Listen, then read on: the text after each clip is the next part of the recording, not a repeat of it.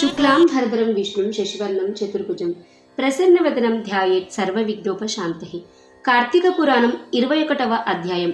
పురంజయుడు కార్తీక ప్రభావము నెరుంగుట. ఈ విధముగా యుద్ధములకు సిద్ధమై వచ్చిన పురంజయుడుకు కాంబోజాది భూపాలకులకు భయంకరమైన యుద్ధము జరిగినది.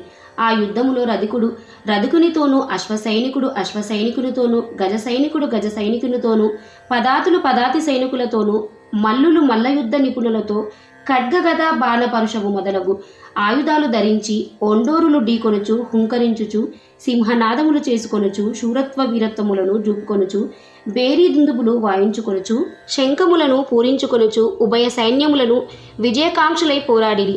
ఆ రణభూమి ఎందు చూచినను విరిగిన రథపు గుట్టలు, తెగిన మొండెములు, తొడలు, తలలు, చేతులు, హాహాకారములతో దీనావస్థలో వినిపిస్తున్న ఆక్రందనలు, పర్వతాల వలె పడియున్న ఏనుగుల గుర్రముల కలేబరాలు దృశ్యములే.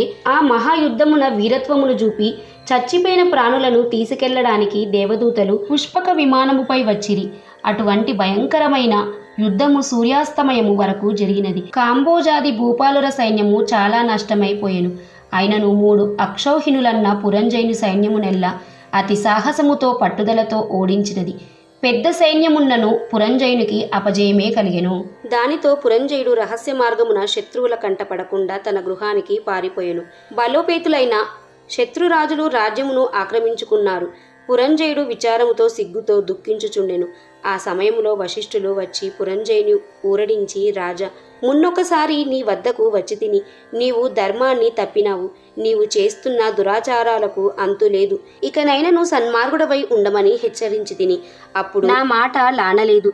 నీవు భగవంతుని సేవింపక అధర్మ ప్రవర్తనుడవై ఉన్నందుననే ఈ యుద్ధమున ఓడి రాజ్యమును శత్రువులకు అప్పగించితివి. ఇప్పటికైనా నా మాట ఆలకింపుము. జయాపజయాలు దైవాధీనములని ఎరింగి నీవు చింతతో కృంగిపోవుటయేలా.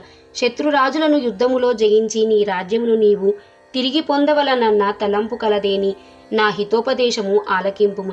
ఇది కార్తీక మాసము. రేపు కృత్తికా నక్షత్రంతో కూడిన పౌర్ణమి కాన స్నాన జపాది నిత్య కర్మలాచరించి దేవాలయమునకు వెళ్ళి దేవుని సన్నిధిని దీపారాధనము చేసి భగవన్నామ స్మరణము చేయుచు నాట్యము చేయుము.